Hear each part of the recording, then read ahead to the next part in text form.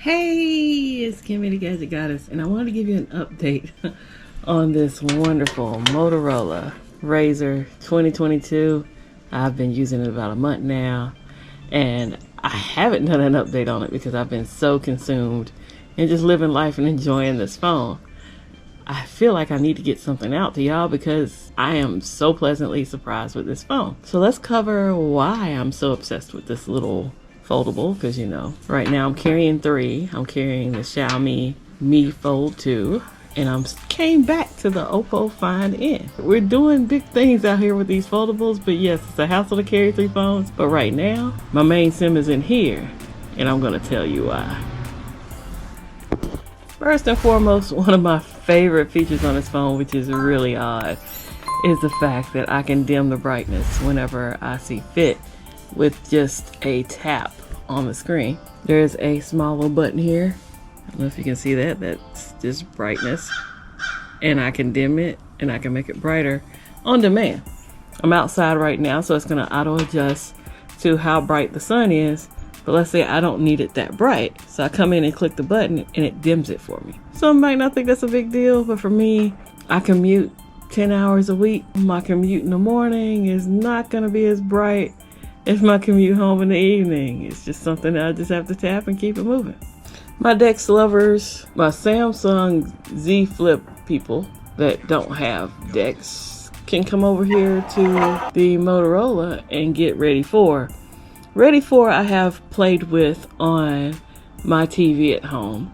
I haven't used it yet with my monitor for my laptop and played with it. I will tell you that there are, still this is the Chinese model. So when I go in to go get games, it tries to go into the Chinese App Store versus going into my Play Store. I don't have a lot of games on this phone, so I haven't tested that on the big screen. But being able to maneuver it, work back and forth with it like a mouse with the phone itself is pretty neat. And being able to use it like a desktop. I would scroll through and tell you, hey, yes, I have all kinds of bloatware on here, but I don't. Well, maybe I found one. AI Health, right? So if you find an app that you want to get rid of on here, it's easier than any other import that I've used. You just uninstall it and you just say, hey, yes, I want to uninstall it, and it's gone. It's no longer on my home screen, and that's just awesome to me. Like, all the work you have to go through with some of your other imported devices just to remove the bloatware that you don't want on your phone is simplified with this phone. This is the closest phone I've had to being a global variant that's not a global variant. I don't have any issues. It's actually picking up faster speeds than any other phone I have right now. I remember these are speeds at my house. Usually I don't even get 5G out here. So the fact that I'm getting 5G out here is pretty amazing. I can download faster than I can upload, but hey, that's my priority for the most part. Usually if I'm at home, I'm on Wi-Fi, but just the fact that it's available is amazing to me. I mean, people will probably sleep on this one because it's the Chinese variant, but I've yet to find a function. I don't have Android Auto that does not work on this phone as it will work on any other phone. Now, I do know folks who miss Android Auto. Again, I don't have it, but I would say keep your eyes peeled because like on the Xiaomi Mi Fold 2, some folks over at XDA might give you what you want. All of my banking, credit card, Google Pay, all that works just fine. It's flawless. No issues in that area. Again, this has been the most simplistic out of any import I've bought in the past couple years. It's hard to even put this in the import category, even though you have to go download Google Play. Outside of that, you can delete, add, whatever you want to do to get your phone set up the way you want it. You're not missing calls, you're not missing alerts, and everything works flawlessly.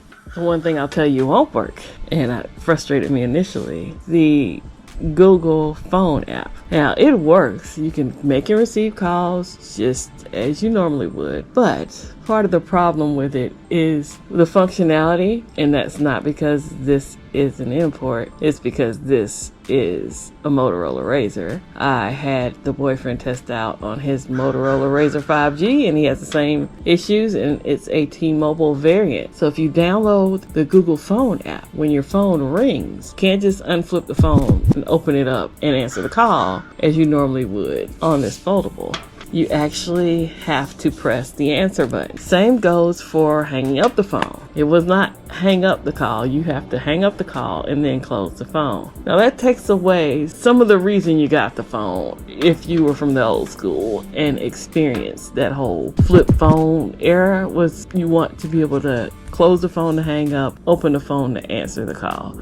And you lose that functionality if you download the Google Phone app. So that's just a heads up. That's the only app I can say I've had issues with. I deleted it and went back with the default phone app that's on the phone that came with it. This front screen has been a game changer. I am so accustomed to just going in here and just doing things when I want to do them. I've placed the apps that I like to use most here on the little shortcut screen, and then people that I call most here. And it's just an amazing experience to be able to say, hey, if I want to go check out YouTube, I can do that on a smaller spectrum. Now, you might say, what's your use case for this? On a whim, if I'm on the way home, I want to listen to somebody's podcast and somebody's live stream, I pull it up here and put my phone in the side door panel. Yes, it's small, it fits there, and it doesn't come falling out if I hit a bump or something. I'm not putting it in direct sunlight right there in my phone holder. I reserve that mostly for like my bigger folds, or even my Oppo Find N. But with this one, it just made no sense to put this big old phone in that area. But I like it. It's very functional. Even with text messages, front screen is a game changer. Camera's nice. You got camera here. I didn't think either one of these cameras were bad. I have used them. I will throw up pictures for you after the video footage to let you know how great the cameras are. Camera on the outer screen. I am just recording here, and I do believe this is 4K 30 because that's the way I had it set up. There's your sun up there. Not a bad shot at all. And some grass, not the greenest all the way through. We've had weird weather this fall. But yeah, some nice colors from your trees.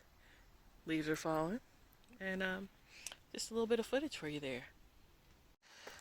This is more or less like a I'm walking kind of footage, and just wanted to give you some of the stabilization here to see how stable you might be if you're recording on the go. I don't do a lot of video. I do mostly photos, but I know people are opposite than me. So yes, this is just for my video people who just want to see how good these images come out.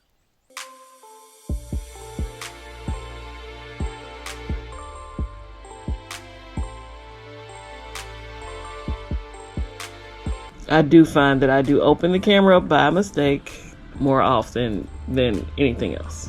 Accessories have not been as hard to come by as I thought they would be. I've even been able to find some more feminine kind of cases for this phone. I feel people need to know what's out there for these phones. I have found that the only place I find still some Chinese lettering is in the search box. So it's kind of like when you drop down to search for something, the popular searches show up in Chinese. I'm a minimalist user, so the apps across the bottom, along with my shortcuts here on the side, I can move my brightness thing. So I put my favorites right here on the side, and I'm able to find those, and I'm able to put whatever I want there. So that's a nice little feature if you didn't know that was there. It's similar to features I found before on Samsung and some of the other devices. If it's not down here, then it should be over here, and I should be good to go. I'd like to thank you for stopping by and checking out my update of 1 month in with the Motorola Razr 2022. If you have any questions, please feel free to leave them down below. If you have any comments, you're free to leave those down below as well. Again, I have videos to do on cases that I've received. If you haven't checked out my case review on the naked cell phone cases that were sent out to me, I will plug that here. I'd like to thank you for your time, because time is money. And if you have a little extra dough and feel like you want to support the channel, you can click down below and check out my members link. There's no pressure to join as a member on this channel. You receive perks depending on your tier, such as members only streams and things of that nature. I hope to catch you on the next video. Hi!